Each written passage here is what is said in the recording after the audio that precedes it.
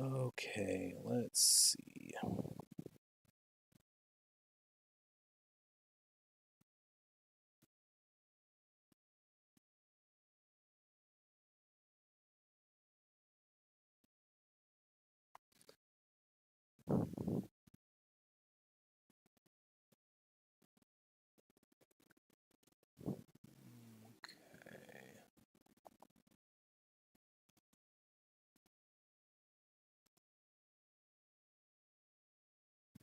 Hey, what's up, guys? Give me one sec while I just try and get this out real quick.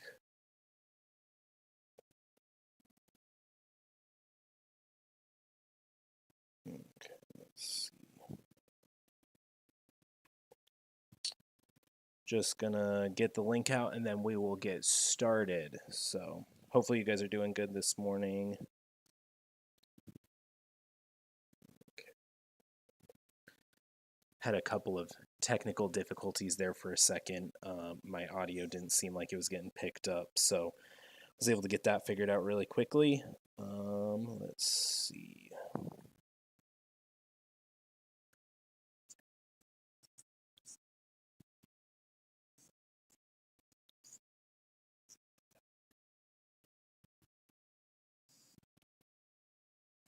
Okay, cool. So, how's everyone doing this morning? Hey, what's up, gaming? So, for those of you guys who are new or who don't know me or who weren't a part of the last stream that I was a part of, my name's Chavez. Welcome. Thanks for coming and hanging out. I am a senior character artist in the game industry. I work for Firewalk Studio. Um, for this stream, we're just going to hang out, answer questions, talk about different things, talk about whatever kind of questions you guys may have, all well sculpting what is a dog at this point. So not last week, 2 weeks ago, we started on kind of just the initial blockout phase and sculpting for a dog anatomy. I just felt like it was a good opportunity to kind of work through starting from like a very primary form sort of state and just building up some of the shapes and also working through some of the anatomy.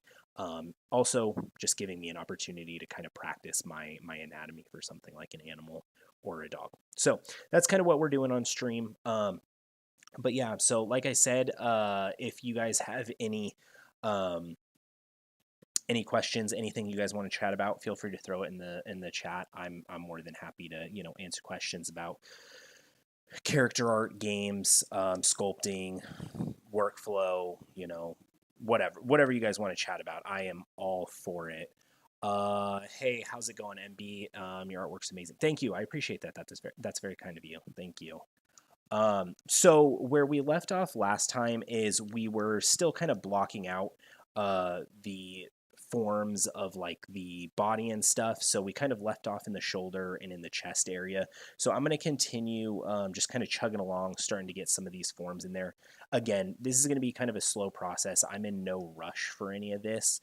And I just want to do a good job and make sure that like I am putting stuff where it needs to be, and not just kind of like sculpting. This is meant to be kind of learning while sculpting and practicing. So that's kind of what we're doing with a lot of these shapes. We're just putting volumes in, trying to get a good idea of where these forms belong. So that is what we're going to be doing. I do have over on my other monitor some reference that I am working off of. Again, I am not the greatest at animal anatomy. I've done it before. I have a decent understanding of it to some extent, but I by no means understand it quite as well as I do like human anatomy. So I thought it was a good opportunity to kind of, practice and hopefully give people an opportunity to learn a little bit while doing this stuff. So, okay. So this is going to overlap this bicep area. Jared, that Charizard, its bomb look amazing. Thanks. Which, if you guys aren't familiar with my work, I can show that a little bit later. I think probably one of the things I'm more recognized for lately is the Pokemon series that I've been doing, which have all been based off of concepts by Stephen Oakley, which those are really fun. So over on my personal channel, I have been streaming those as of late. We've been making a Gengar piece, which has been really fun. We're getting towards the end of that. So if you guys are interested in that stuff, definitely feel free to check out my YouTube channel or Instagram or anything like that, and you can see some more of that kind of content over there as well.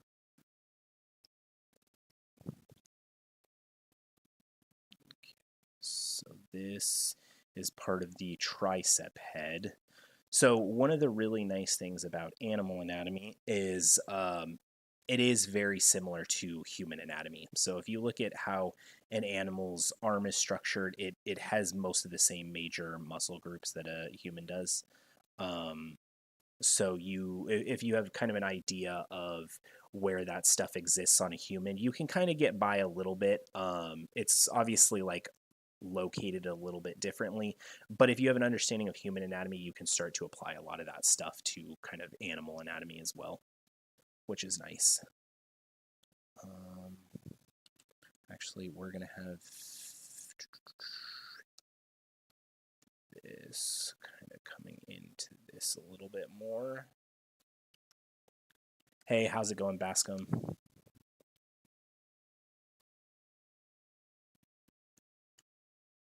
So this will tuck up in here. And this is going to be that like top part of the tricep. So this is going to be part of it, and then up here we're going to have the bicep forming.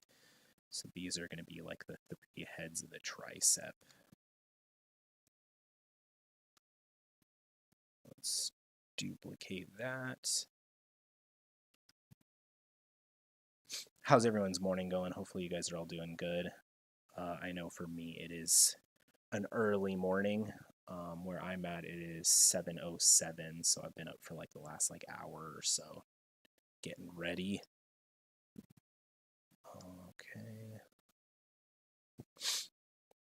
So let me look at what some of this reference looks like.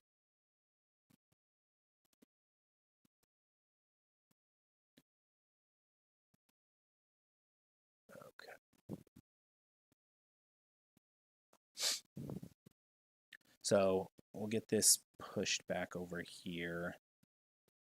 So this head is going to kind of stick out back here, so I'll need to adjust some of this.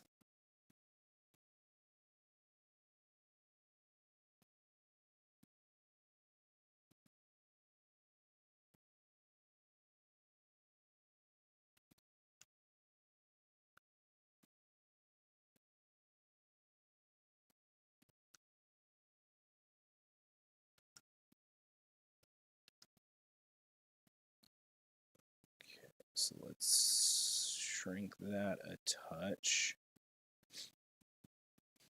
So one thing to note, and I talked about this last time I streamed this character, is if I wanted to, I kind of already had a block out. I could have started off of that and just kind of moved forward.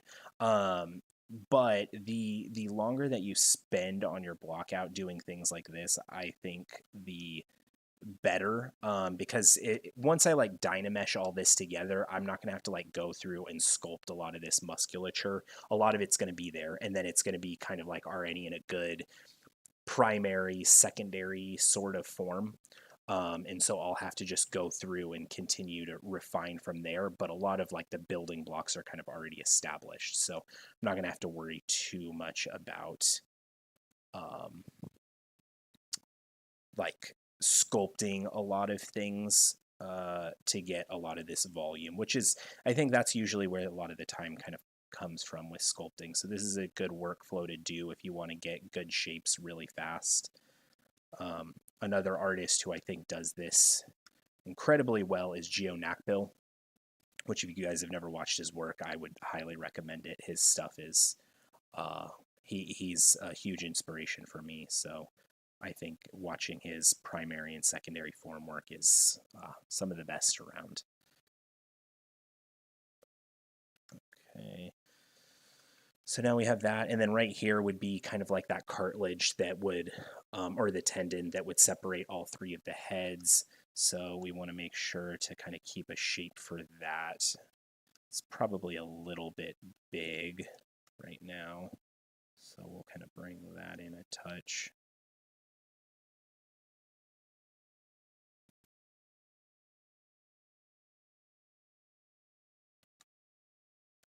Okay. Cool. So we're getting there. Let's see. We're going to recheck our reference and we'll start building out like the bicep portion of the arm. So what we're going to do for that is we'll duplicate this one. Then this is going to be kind of the outside part of the bicep. So right here, guess I could probably scale that up because it's a little bit deflated. So kind of like that. And this is going to be tucked over here. Hey, how's it going, man? Let's see. Okay. So put this right in here. So yeah, that's also the other nice thing about kind of approaching stuff this way, especially when you're doing anatomy, because anatomy's complicated. And if you kind of take the time to figure out where some of these forms are inserting, you get like nice natural breaks in the anatomy, you know, because like this is going to be a dipping point between like where the tricep and like the shoulder and all that stuff meets, because this is essentially like your deltoid, I believe is what this is on the dog. Let's see. Yeah, so like you kind of have your three heads of the deltoid like right here, here, and here. And so then your bicep is diving in and you can create some of that like nice natural flow and form where the muscles are diving in by doing some of this work. Actually, I am looking at the wrong muscle now. Okay, that's better.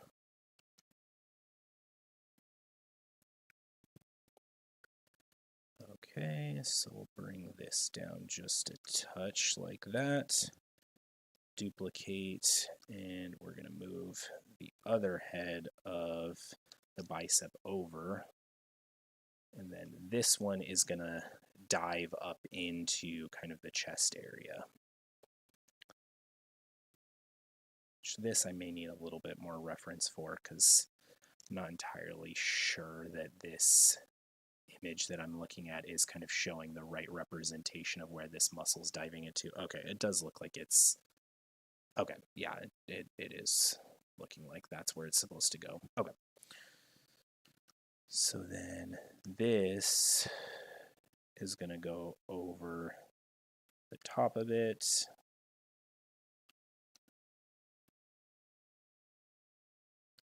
So yeah, I got to fix some of this because there's like this weird triangle shape right there. That's not supposed to be there. So tuck some of this back. And then let's stretch this down.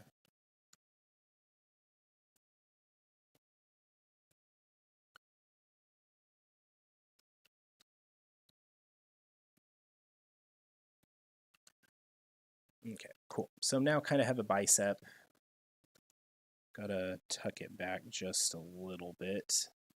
And then this needs to tuck in between it. So this is going to be diving into between the biceps.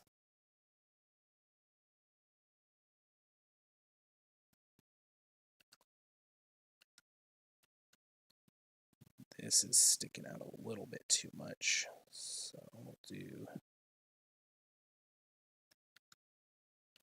Okay, so now there's kind of the bicep heads.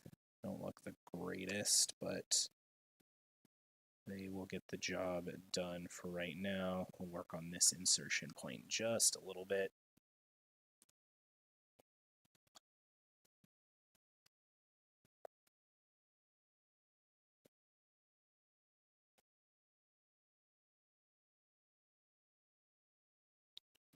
Okay, same with this one. Let this dive a little bit more like that.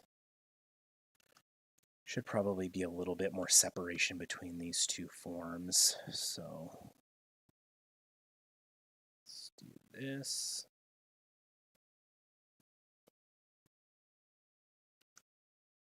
Okay. All right.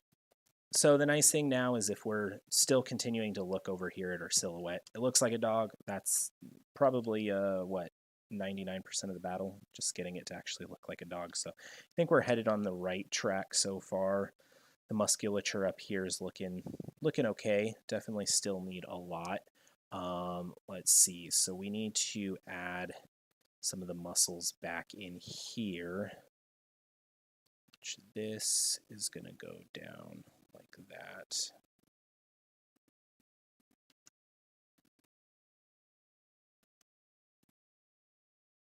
And then we have, so that's going to be the tendon right there.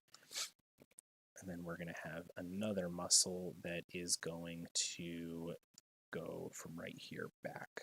So we'll start to get that one in. This is kind of the odd part about working with like animal anatomy like this, is trying to get up in here underneath the chest and stuff. It's always one of those odd parts of sculpting the dog's arms.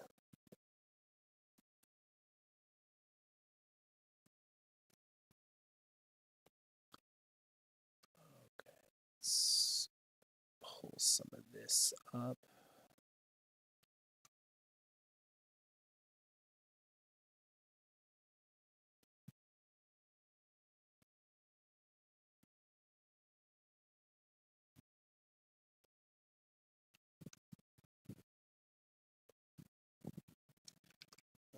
Let's pull this up.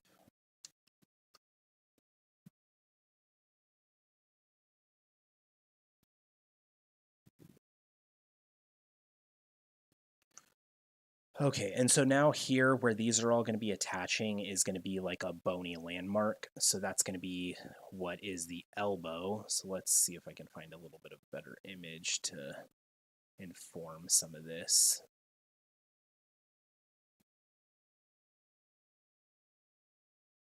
Okay.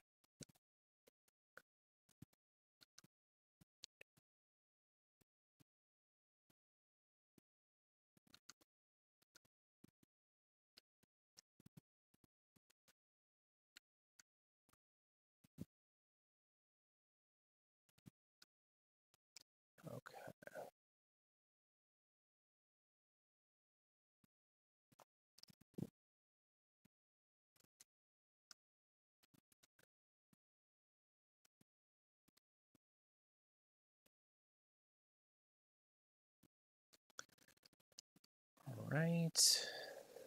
Let's try and get these seated a little bit better. Yeah, okay. So we'll get the elbow in here real quick.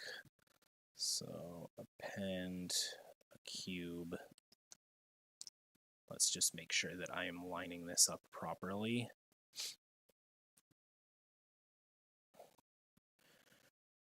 Okay. So let's scale this. So got a good amount of people in here. Morning, everyone. How's everyone doing?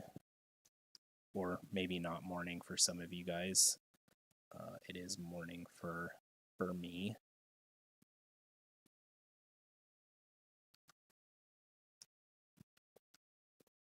As per usual, if you guys are new here, my name is Jared Chavez. I am a senior character artist in the game industry.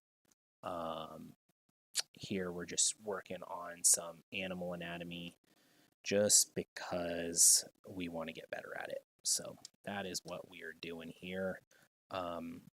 As per usual, if you guys have any questions or anything you guys want to chat about, feel free to let me know. I'm open book, want this to be a good learning opportunity, place for people to ask questions and or just talk about video games, character art, whatever, you know.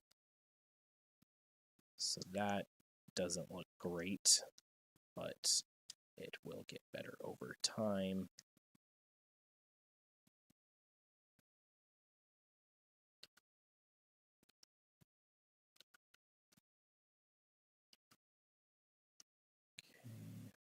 So yeah, this tendon area is not quite doing it for me. I feel like I kind of am not really getting the best flow of these heads, and they're not quite attaching the way that I want.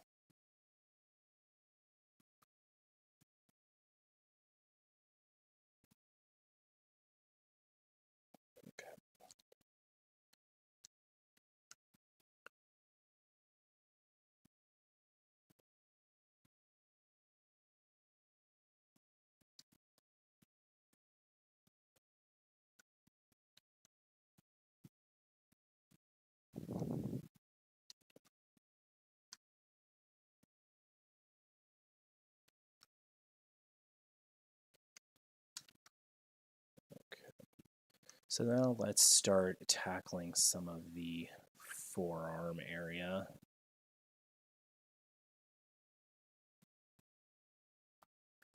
So the forearm, if you've ever studied like human anatomy, very similar. Has a lot of kind of like weird flow and curvature of how it like wraps around and stuff, but you get some really cool forms because of that. So that's what we're going to try and capture here. Just really get some of that flow and structure in this forearm area.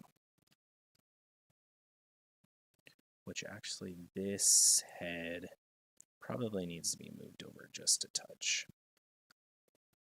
Scale this one up a little bit, like that. And then this should actually be overlapping that.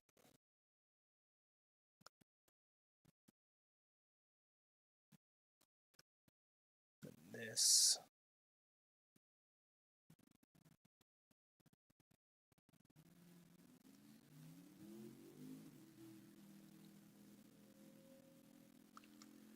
Okay, let's put this, let's duplicate that and mirror it, merge those two together, turn on symmetry, because I learned my lesson from last time where I kept duplicating everything and not putting symmetry on it, and that was no help to anyone.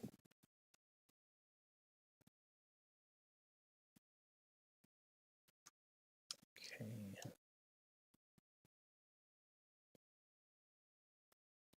So yeah, this is going to be like another bony landmark. So these muscles are all going to kind of attach, but these areas, this probably is a little bit too big.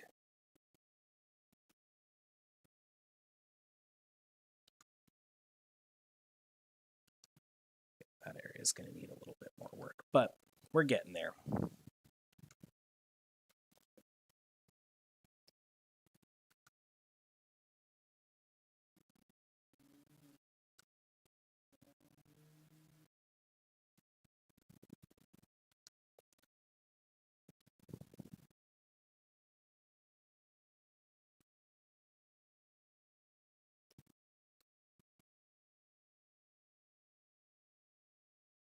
So this will dive up in between this part of the tricep and bicep, and then it's going to reach all the way down the leg. So it'll come all the way down to right here. So let's smooth some of that out first. When doing this too, I'd also recommend low Dynamesh, easier to move stuff around. What do you think about Z-spheres as a tool for base mesh creation? Definitely works. I mean, you do end up with kind of a little bit of a lumpy looking shape. So, I mean, it definitely works. I would say if you're comfortable with it, go for it, my thought process is do what you are most comfortable to get the results that you need. Because for me, for example, I you know, most of the time I actually don't work like this. This is kind of just like more of a learning and reinforcing some of those basic fundamentals. And it is something that I do want to continue to improve on because like I said, I feel like you get a lot of form very, very quickly by doing this. Same thing with the base Z spheres. So I definitely would recommend it. I wasn't here for the start. Maybe you already used or mentioned it. No, so yeah, I tend not to use them, but I have nothing against them. It's purely just one of those tool sets that I don't really use. So yeah, I would say if you're comfortable with it, go for it. You know, definitely take advantage of it. You're essentially doing this. You would more or less do the same thing, except you probably wouldn't go this far into like the muscular structure. Um, and you are kind of limited to everything just being a sphere. Whereas like with this method, you know, I can make kind of some of these odd shapes to fill in what some of the silhouette of a dog would actually look like. So that's really the big thing. Is it's just a different way of working, you know. So I've always heard the expression there's multiple ways to skin a cat, and this is, yeah, kind of the same methodology, which I apologize if anyone is a cat person. I didn't make the saying. And these are going to be up in here. Thanks for elaborating. Yeah, no problem. Yeah, and as usual, you know, I think I've mentioned a couple of times on here. If you guys are curious about workflow stuff, let me know. I'd be happy to talk more about that stuff. Obviously, the more questions and things like that and conversation, the longer I talk and ramble. If not, I kind of just keep my head down and sculpt. So definitely feel free to chat amongst each other.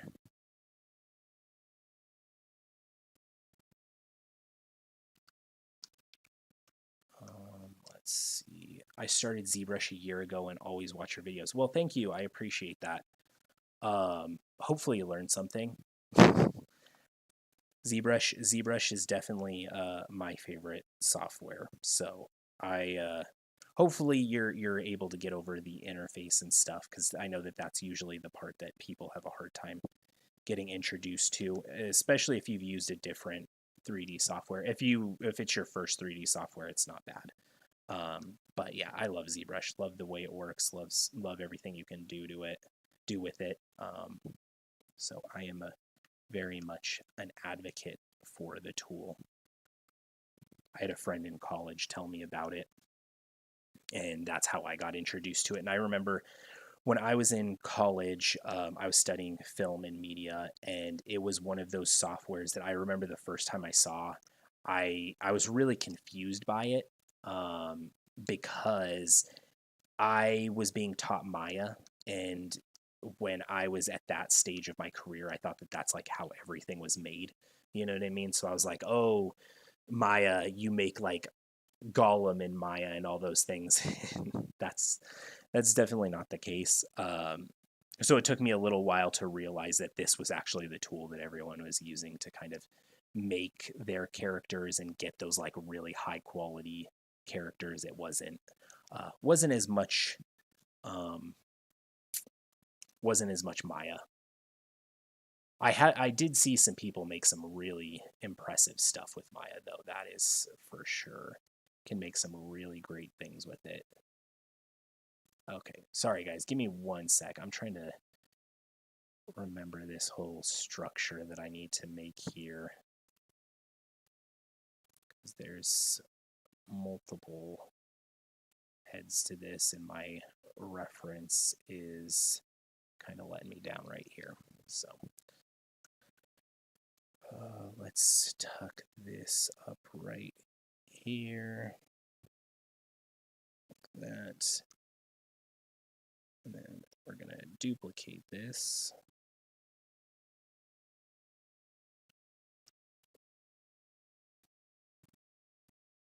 that. What do you recommend to those who are just starting out right now on focusing on anatomy? That's a great thing to focus on. Anatomy is incredibly important if you're making characters. Um, if you can't make believable anatomy, it usually sticks out like a sore thumb. So, understanding anatomy, when it comes to understanding anatomy, I would recommend um, sorry, give me one sec. I would recommend learning like your bony landmarks, which what those are things like your elbows. So like this is a bony landmark. There's my camera. This is a bony landmark. So they're all the bones that are protruding or quote unquote visible from like the surface. And the reason that those are important is because that's usually where a lot of muscles attach to, and those are like good guiding points of where the muscle should flow to and things like that. Also understanding things like insertion points. So what those are is like right here, this is an insertion point. So like you have muscles that overlap with each other. So understanding how they flow in like where they meet up, and so that you have like the right forms on top of each other. So like the chest, for example, is a spot where I think a lot of people make the mistake of like your chest is visibly higher than your deltoid, but at the corners of it, it dips underneath your deltoid to attach to um, your arm. So understanding that the deltoid actually lays over the top of it, and then you get form that is informed by uh, that kind of like flow and movement of the muscles and stuff like that. So that stuff is incredibly good to know. Outside of that, a lot of what you need to focus on depends on what you want to do. So if you want to be a character artist, anatomy is important, but also understanding like the overall process and workflow of creating characters. So understanding how to sculpt a high poly character, understanding how to create a low poly mesh out of it, how to do the UVs for it, how to texture it, how to bring it into a game engine, whether that's Unreal 5 or I use Marmoset. I use both of them, but I prefer Marmoset.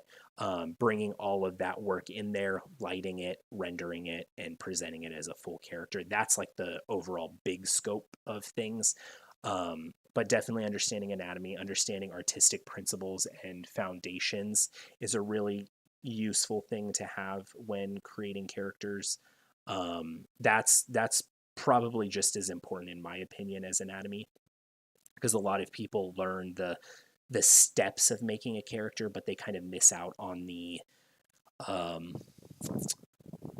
on the artistic principles that go into making something look good and appealing. So I would definitely recommend studying art if you can to some extent. Like you don't have to be a master by any means, but if you can understand artistic principles, it definitely will help you. So yeah, hopefully that helps. But if you have any other questions about starting out, let me know. I'm happy to chat about it. I know that when you're starting out, it's like there's a lot of stuff to learn, a lot of stuff to like try and figure out. It can be intimidating, and I know for me when I first started out, I was kind of being guided in a direction of not necessarily that it was wrong, but I was taught things that weren't quite like up to date in the industry. Um, so it took me a little while to figure out what was actually happening in the the world of the 3D industry. So I'm always happy to answer those questions. I agree. Coming from a 2D background, it's such a smooth transition to ZBrush. Felt very intuitive right away. Yeah, definitely. So I don't have the biggest background in 2D. I took a drawing class and stuff in college, and that was about it. But I think if you are familiar with like sculpting and things like that, it's pretty cross disciplinary on um, a lot of the principles, which is good. So if you know that stuff, you can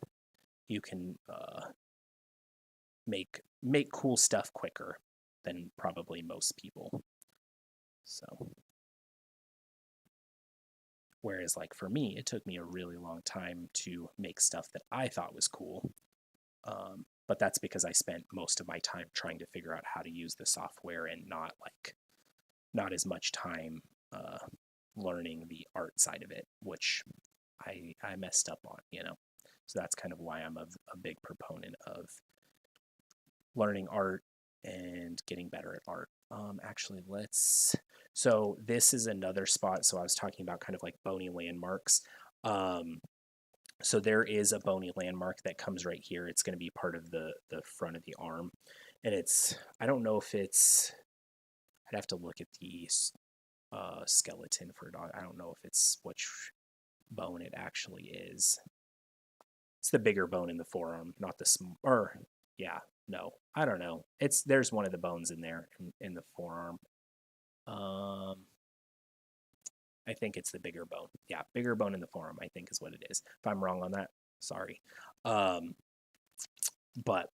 we're going to try and get that in real quick too. So how do we want to do that? Let's duplicate this one more time. Gonna scale it down a touch. It's kind of thick looking. And this is going to be in between here,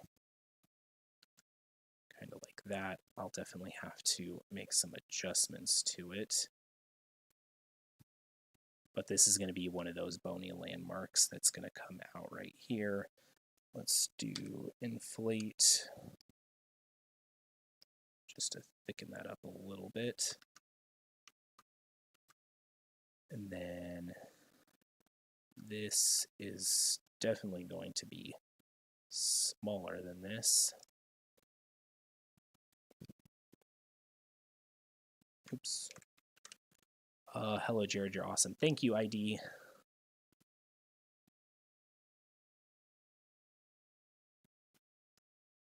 So I'm missing a couple of muscles right here, so I'll get those in a second. Just want to kind of thin this guy up a little bit.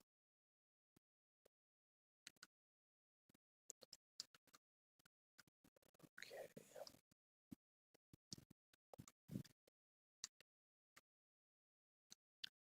How's it going, everyone?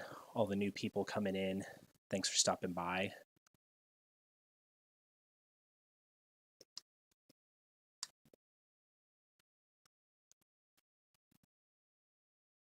So this is gonna come up into here.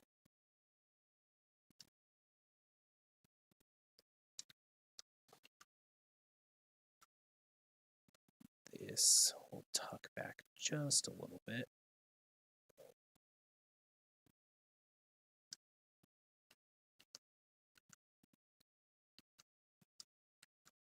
Okay, let's look at the front side.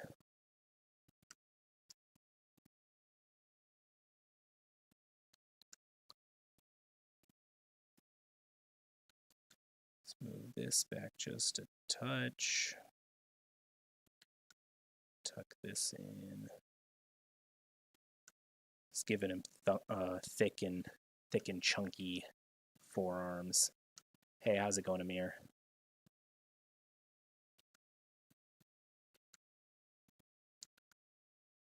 And let's turn some of this stuff off back here because it's kind of in the way.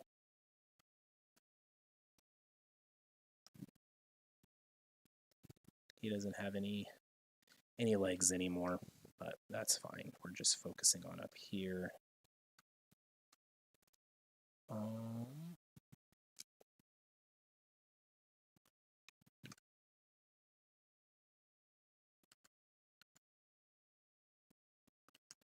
Okay, cool. So now we're going to add the small muscle up here. Let me track it down real quick.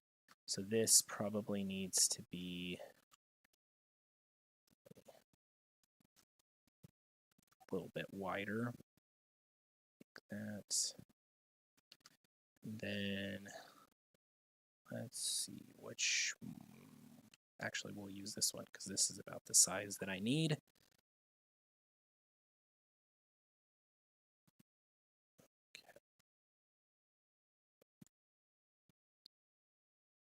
W that up just a touch.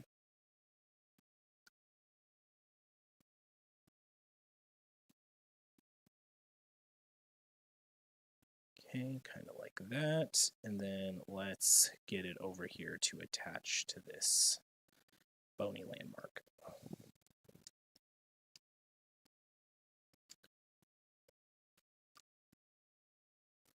I want to start learning 3D character with ZBrush. Do you have any advice? Yeah.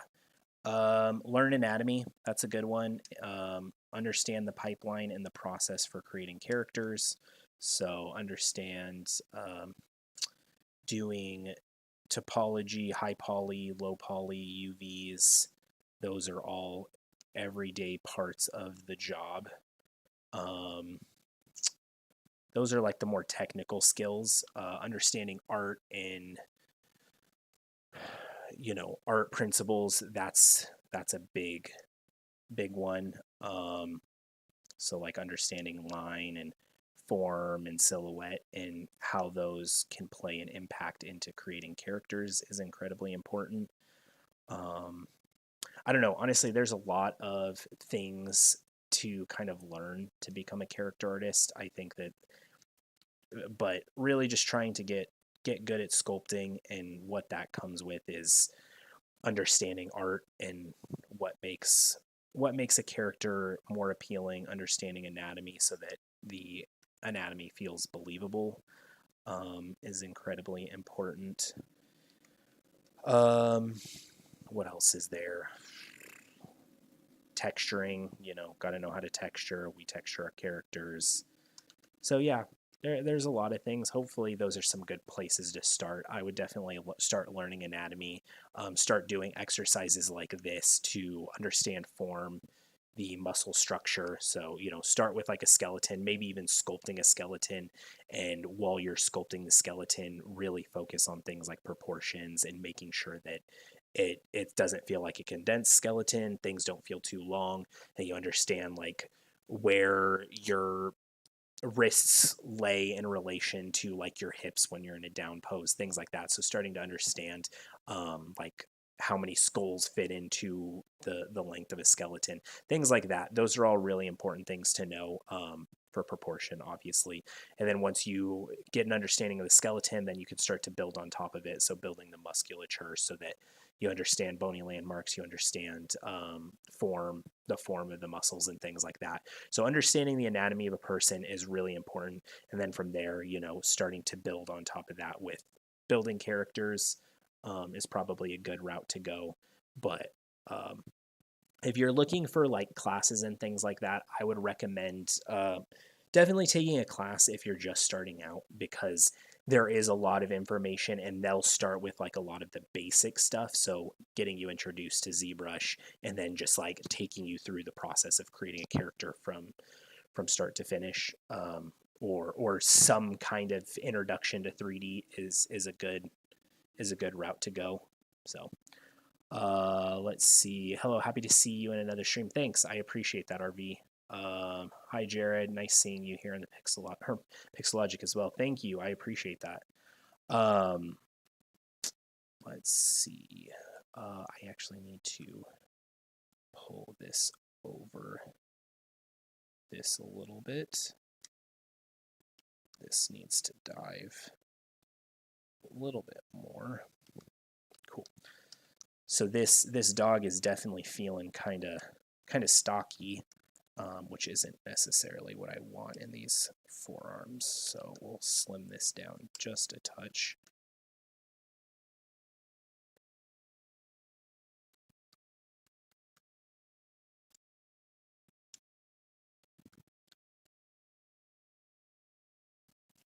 So got some nice flow going on here.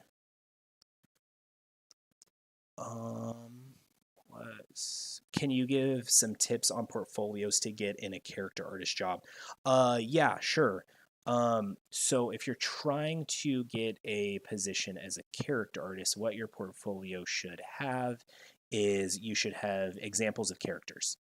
That's really the biggest thing, is characters that show that you can do the job is 99% of the battle. So, and where that gets complicated is just because you can make a character doesn't necessarily mean you can do the job. So, having characters that show the entire process of you like sculpting a high poly or showing the low poly and what it looks like with all of the maps applied, things like that. So having stuff that provides the entire scope of the character, showing that you can do ZBrush, you can do your high poly, low poly, UVs, your texturing, all of those things. So providing that information. Whereas like if I just provided this sculpt of like a dog, that's not really very applicable. Like it's good to know that like I can sculpt anatomy and can sculpt a dog, but like it doesn't really show that I know how to make a game character. So that's really important when making a portfolio, is showing characters that demonstrate an understanding of the process and pipeline of making characters. So that is incredibly important. Um, Also, I would heavily tailor your portfolio towards the studios that you want to work at. So, like, for example, if I wanted to work at somewhere like Sony Santa Monica, they do humans and creatures, and they are more in like kind of a realistic sort of interpretation, like a stylized realism. They're not entirely 100% photoreal. Some of the characters kind of lean a little bit more towards that. They do use scan data in their pipeline, so showing things of like maybe some high resolution creatures would be a good applicant for them. Showing like somewhat realistic but also kind of stylized humans, that would be another applicant for them. Whereas like if you were doing somewhere like Blizzard, for example, your portfolio should not have any of that stuff. Your portfolio should have hand painted characters or stylized characters, because that's what their focuses in. They don't focus in creating like photorealistic kind of stuff. So really that's the big thing when you're tailoring your portfolio. You want to make sure that you're showing that studio that you can do the job and you can do what they need. Because if they're going to hire you, they're not going to hire you because you're applying for Blizzard and you're making the most photorealistic characters, because that's not really applicable to what they do. So they probably would not hire you, unfortunately. So yeah, I would definitely say that's a big one. This was always kind of a bit of advice that I heard, and this does sound a little bit like intense, but it is kind of the mentality that I applied to myself when trying to get a job in studios and making my portfolio. Is your portfolio should be as good as the people that are working at the studio that you want to work at. So like what that means is if I'm making a character, it should be up to the same level of quality that the people that are already at the studio are making. Because if I can't match their quality, then I'm not a good candidate. Which it does have some truth. It's not absolute. I've seen people that are incredibly good get jobs. I've seen people that aren't quite as high of a level as like a senior, which is to be expected. But I think the reason that is a good saying is it kind of drives your motivation to like hit a certain level of quality. So that's what I would say is a good idea of aiming for when you're trying to build your portfolio. Have a studio in mind. Have even like look at artists and stuff that you like. And try to kind of like match the bar of their portfolio with your characters, I think is a good kind of way to create a portfolio that is in the general direction of where you want to go. So hopefully that helps. Portfolios are tricky though, which if you are interested in portfolio reviews or anything like that, I do those over on my YouTube channel. So definitely feel free to stop by for those. I try to do those like once a month, which I will have one coming up here probably sometime soon. I haven't decided when I'm going to do it, but I will be doing one here soon. So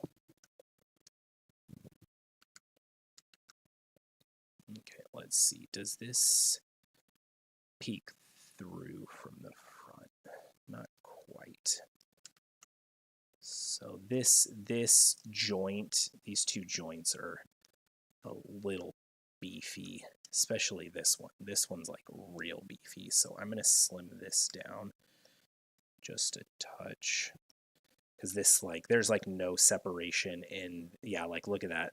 Dude's got some major forearms. So let's tuck this back in.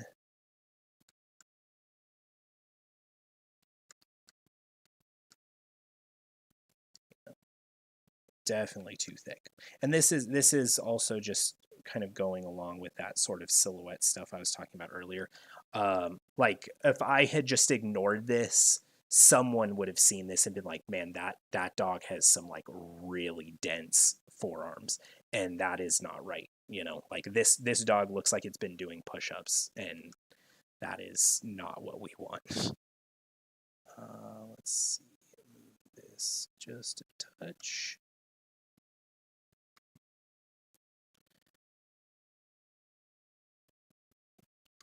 Want to thin these guys up a lot. So that is one of the things you have to be aware of when building up volumes like this, is because I had originally started out with like initial blockout, I am kind of like building up volume on top of that form. So I gotta kind of readjust for that. And so now that's, like you can see here, there's this, let me see. So like this little divot and this divot up here, those are two things that I'm trying to consider. So I need to kind of thin out just the overall like bulbousness. The joints down here are probably still fine, but this dog is got some beefy arms. That is not quite the look that we want. So we'll fix that just a little bit.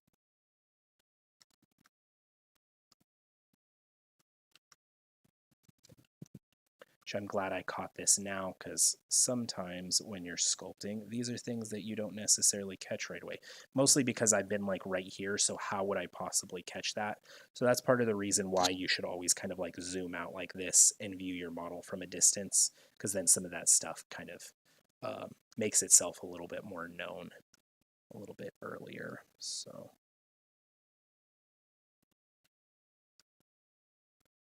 let's do this.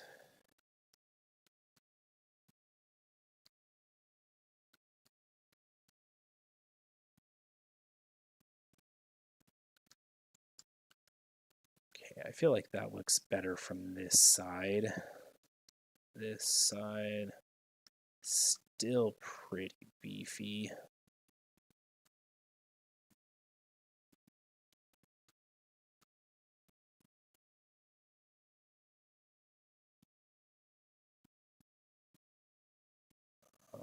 Let's tuck that in.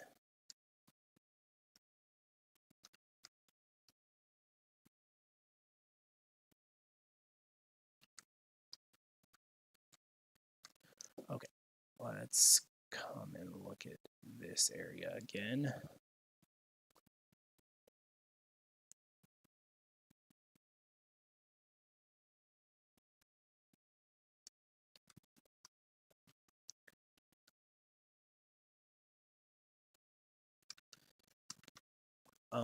Hi, I was wondering if you could touch on how to get an internship as a 3D character artist. Would it be the same as getting a job as a 3D character artist? I'm looking around and it's scarce. Yeah, character art internships are incredibly scarce.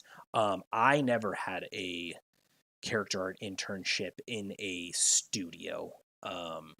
So I don't really have much advice in terms of like actually getting a role in one.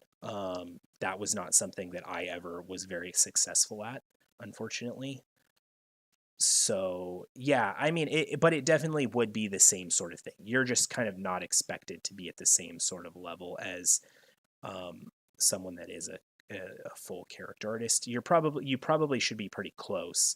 I know interns that have done great work. I know younger artists that do a lot of really, really good work. So definitely, definitely the same kind of needs expected from the job. Should probably have a portfolio. Maybe doesn't need to be as like big as it would be to be a full character artist. But then even like as a full character artist, you really only need one piece to get a job. Just one really strong piece. So yeah, I mean, really the same sort of thing applies. If you're applying, the studios that I know that do offer internships or usually do is Insomniac. I know that they have a character artist internship most years. Um, Blizzard has one. Uh, Honestly, those are the two that I can think of. I can't really think of any other ones that usually have internships, and because of that, they're highly competitive. So, um, yeah, I'm not sure what other studios have one. If anyone in the chat knows any more, feel free to throw them in the chat. But I can't really think of too many more. So yeah, sorry about that. Unfortunately, that is just the reality of the game industry is they don't hire a lot of interns, and they would like to, like I know studios want to, but a large part of the reason we don't is because we are very busy. So usually we don't have the time to like sit there and monitor an intern and be like, hey, let's teach you how to do this, or like, let's do this. It's kind of like game development's a dumpster fire. Like the trash can's always burning. So we're always like kind of turning to hit deadlines and stuff. So that's usually why, is because in a lot of cases, we don't have the downtime to like teach uh, an intern, or to put into an internship that would really be beneficial. So it's kind of hard. It's not the greatest, but it's kind of just the reality of the situation. Okay.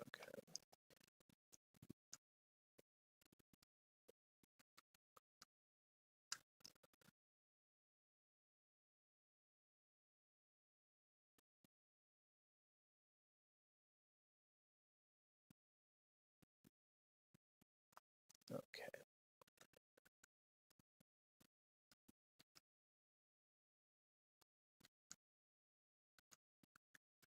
Let's see. Is ZBrush mainly used for characters? Um, Mostly, yeah. I would say that's like the primary stuff that is created with it. There are environment artists that'll use it for specific things, but in a lot of cases, yeah, it's mostly a tool for character artists most of the time. But I do know environment artists that use it as well. Used for film, for games. Yeah.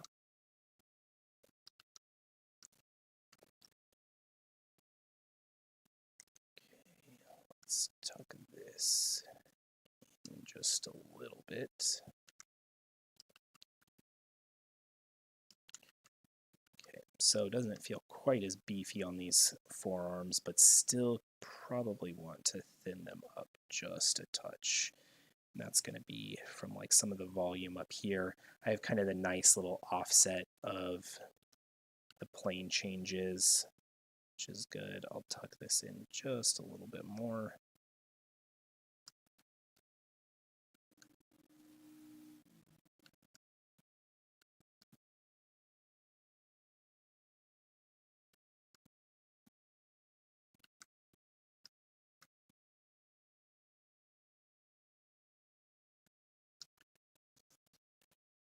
But yeah, so that's kind of the primary tool of choice, especially like for characters though. This like I don't know anyone that really uses anything different. I've seen people use Mudbox for certain things, but I think that that's usually a pretty far and few between sort of character artist. I think it has its benefits for certain people, but I think vast majority of character artists use ZBrush.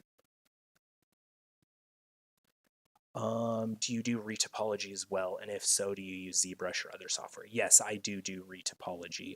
That is a must in the game industry. And yes, I use a different software. I do not use ZBrush. ZBrush doesn't really have anything besides like quad draw, or not quad draw.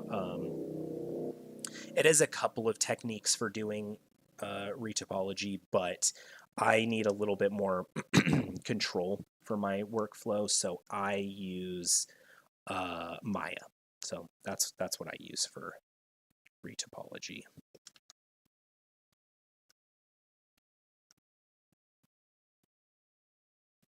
That is my tool of choice when it comes to topology.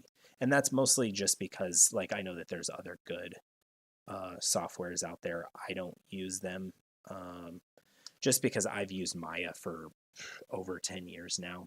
So that's kind of the software that I lean more towards than anything. So, okay, let's do, let's see.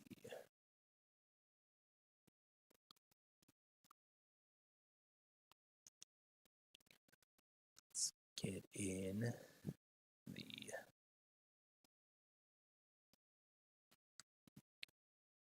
lat sort of area.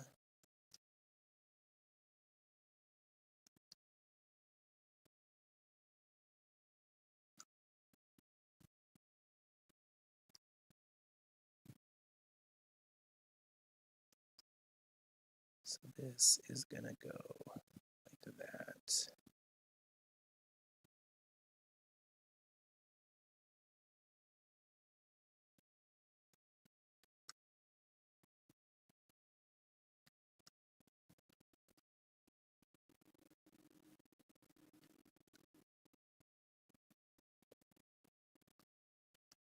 Okay. Am I missing something up here? Yeah, okay. So I do have a little pocket of information that I need to fill out on this part, but I'll just get this in first.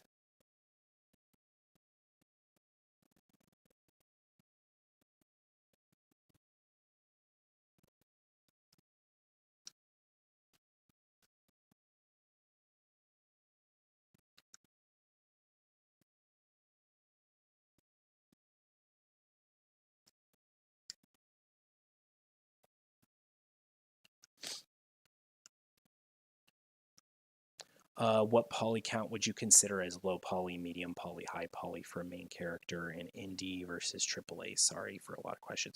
No, that's totally fine. So okay, so this is like a very, very common question, and in reality, it's not a very important question to know the answer to.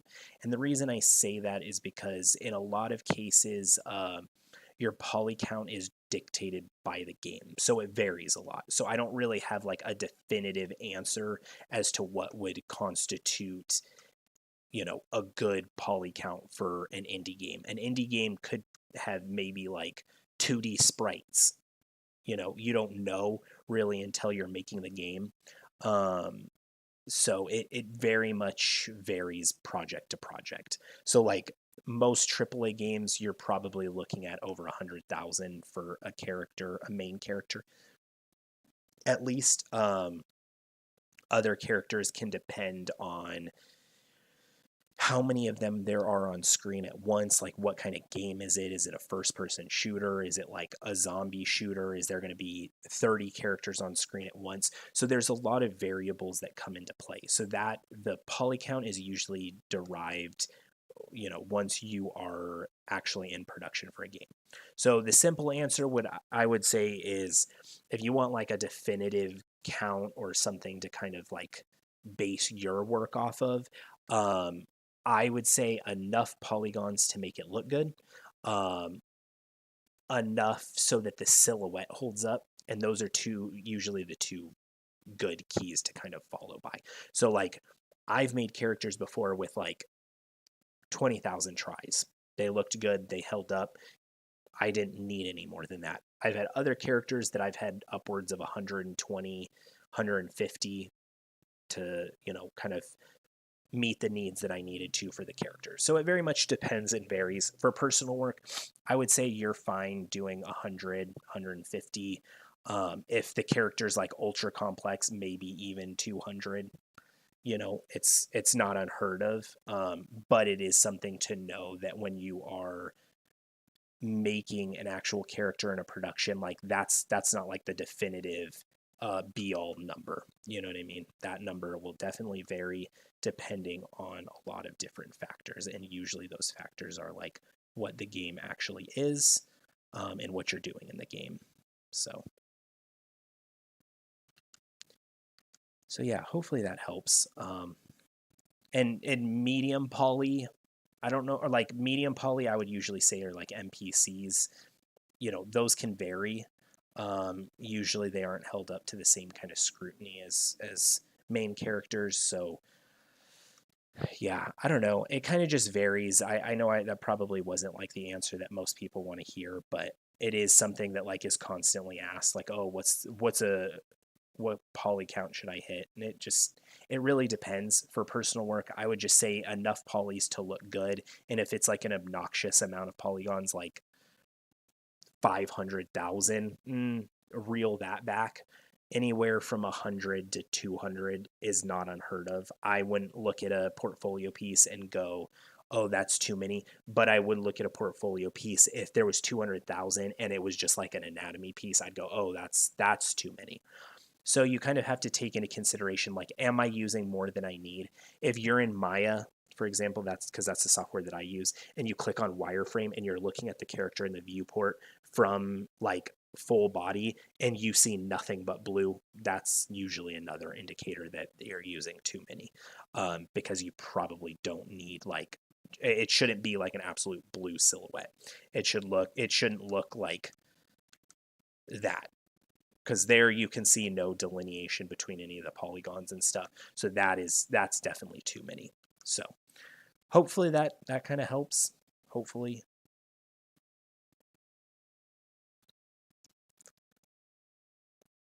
But yeah, poly counts definitely vary, and like I said, a lot of it comes down to how, like, what the game is, So let's duplicate, mirror, merge, and then let's bring these in just a little bit like that.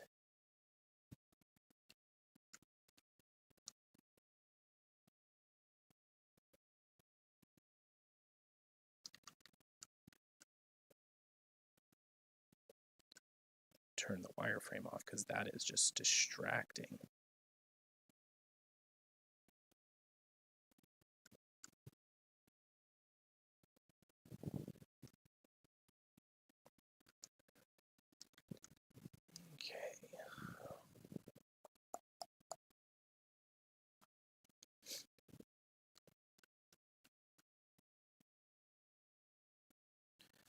Helped a lot. Great answer for someone that wants to get in the industry but doesn't know all the ins and outs of it. Yeah, it's and like that's there's a lot of like those questions that's like a very common one that's asked, but a lot of it stems from like no one ever gives a definitive or a good answer on it because it really just varies. It changes from game to game in a lot of cases. Um, so there isn't really the best way of saying like, oh, this is what you should hit, because in reality, like, it just it doesn't it's not the same for every game. The games I've worked on probably have different poly counts than other games. And also the one thing to keep in mind too, is in a lot of games there's usually two types of models that you're making, and they're the same model, but there's the hero model, which is like LOD 0, And that's the model that's like the highest quality. That's usually in cinematics. But once you get into gameplay, you drop down from that model. You're not using that like high quality model at all times. Depending on where the character is in the camera and things like that, you LOD to lower models. So that is also something that you have to know.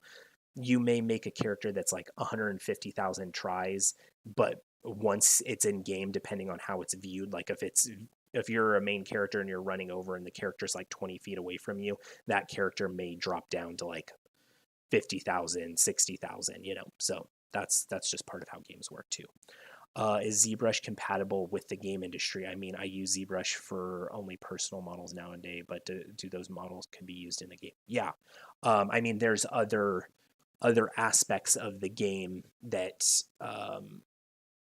sorry, let me rewind. There's other aspects of the character that the model would have to go through to get put into a game. You couldn't just take like a ZBrush model and toss it into a game. That doesn't really work. It works for like environment pieces, like with the use of nanite. I'm not familiar with nanite, but nanite doesn't work for characters. At least it doesn't at this point, or that I'm not aware of. If it does work, I'm just not aware of it, but I don't think it does. So, let's see, what time is it? Okay, we'll probably stream for like another 15 minutes or so. So if you guys have any more questions, keep throwing them in the chat. I'm more than happy to keep chatting about this stuff. Voice is a little bit hoarse because I just keep talking. Usually when I stream, I just talk for 2 hours straight. In production, does quads or tries matter? Heard so many different answers. Tries is usually the indication that we go off of. Quads are half the amount of tries, so that's like not the number that you're actually looking at. Whereas in the engine, I believe everything is calculated in tries. And also in a game engine, and again, I could be wrong on this, but I think the case is that all of the models are tessellated, so they're all cut into triangles. So that's part of why quads are not the answer. So some of these models would need a post-production process to make it lighter in polygons. Yes.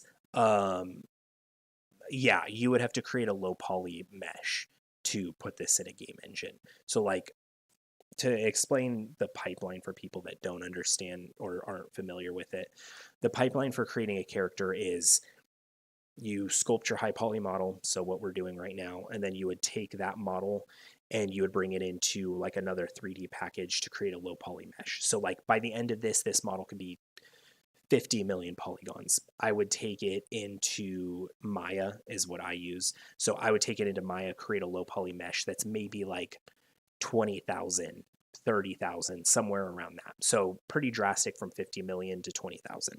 So then what we do from there is we take our low poly model, we create UVs on it, and then we take those UVs into wherever package, or we take our low poly model and we take our high poly model, we take all of the information from our high poly model and we do a process which is called baking, and that's transferring that information to the low poly mesh.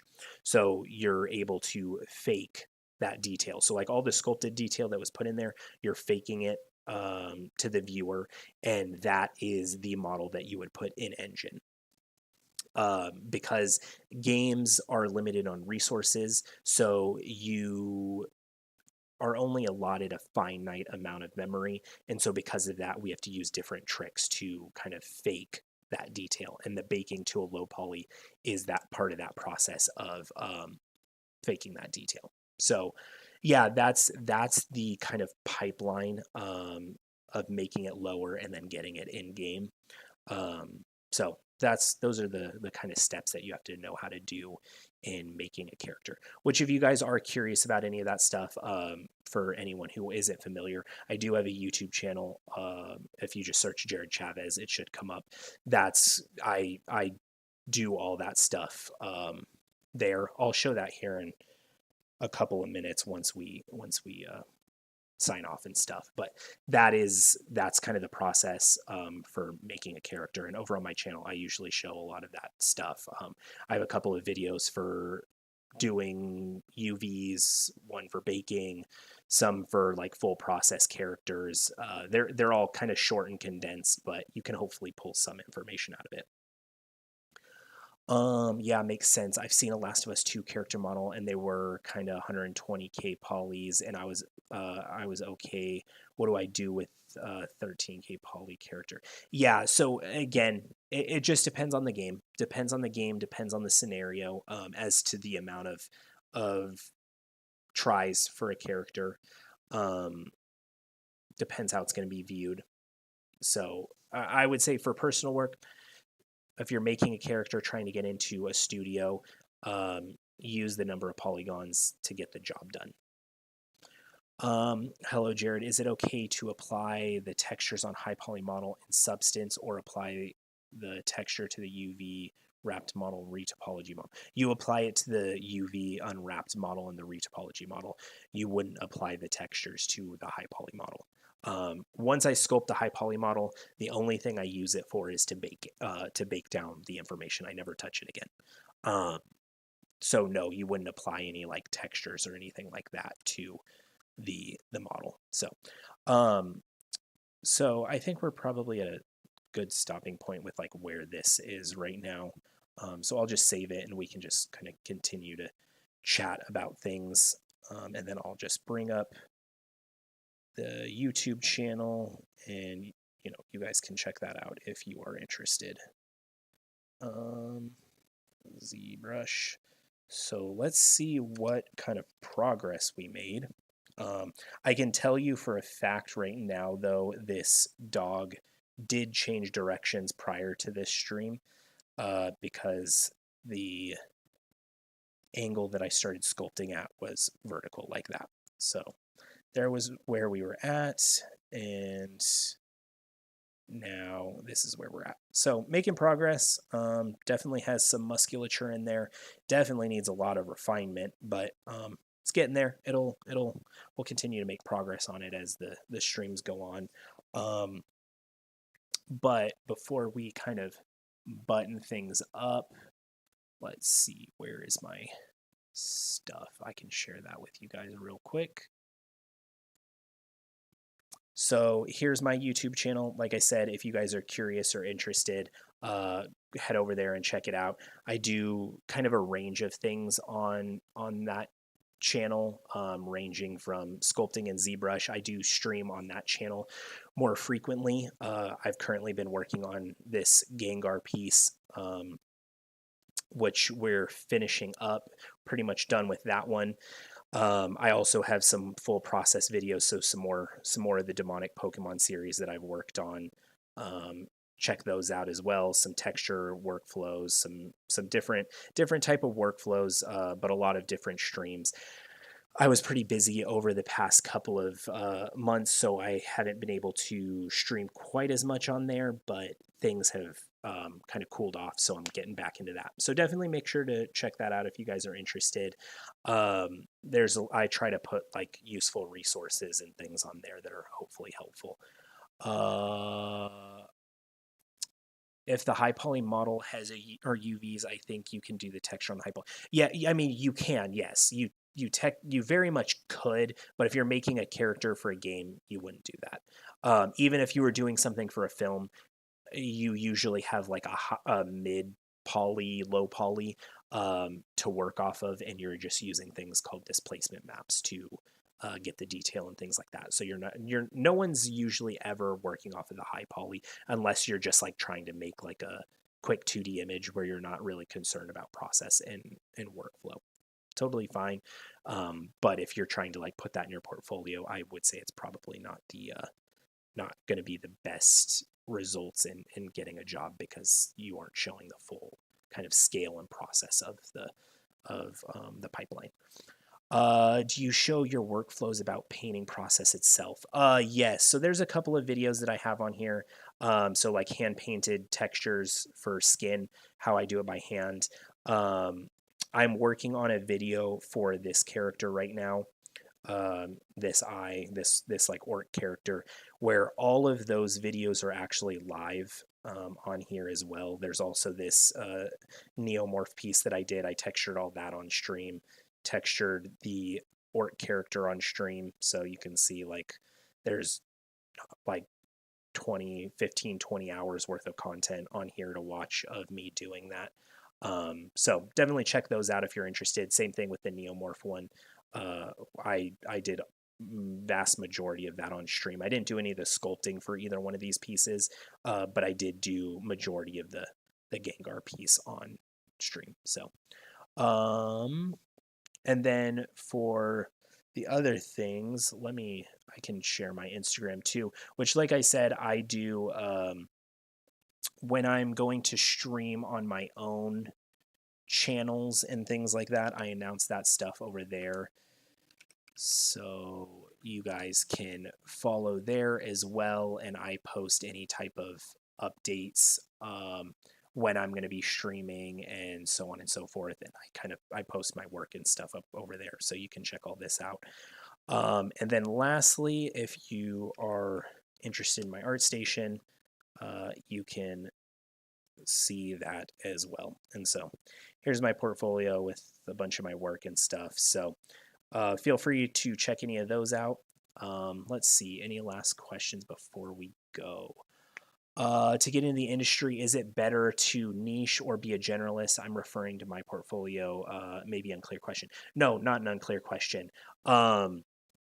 Definitely depends on what you want to do. If you want to work at somewhere that's like an indie studio, I would recommend being more of a generalist because you're probably going to wear more hats. If you're trying to work in AAA, niche is what you want to specialize in. And by niche, I mean like being able to make a full character start to finish, so you know how to high poly model, low poly model, UV texture. That is the niche for AAA games. You're not going to be a lighter at a AAA game studio. You're not going to wear multiple hats. If you're a character artist, you're going to make characters and that's it. You're not going to design characters. You're not going to light the environments. You're not going to make environment pieces. You will strictly be doing characters. So really depends on where you want to end up. If you want to end up in AAA games, yes, I would specialize. Why did you need to model the muscle masses separately? I like it if it's bottom up approach, not for Ziva dynamics, right? No, there's no dynamics intended for this. This is just because I could have started with the base blockout that I had, this one, which was a little bit simpler, but then it would require like more sculpting work. So the reason I'm doing this is because I'm getting a lot of the muscle forms into place quickly without having to actually sculpt over it. And then once I dynamesh, it's going to be a little bit of a quicker process. So I'm just building up my primary and secondary forms. That's the only reason why I'm doing it this way. So, but yeah, with that said, I think I'm gonna go ahead and call it here. Thank you guys again for coming and hanging out. I will be streaming on let me check the date for the next stream, on the 25th of this month. So if you guys are still interested in watching some of the animal anatomy, we're going to be working on this for a decent amount of time. But this is what we're going to work on next time. Again, if you're interested in that, come stop by and hang out. I'd greatly appreciate the support. Thank you guys all for coming by and hanging out today. If you want to watch some of my other streams, like I said, I stream over on my other YouTube channel, usually Tuesdays and Thursdays, and maybe sometimes on the weekends. So make sure to check that stuff out, and I will see you guys around.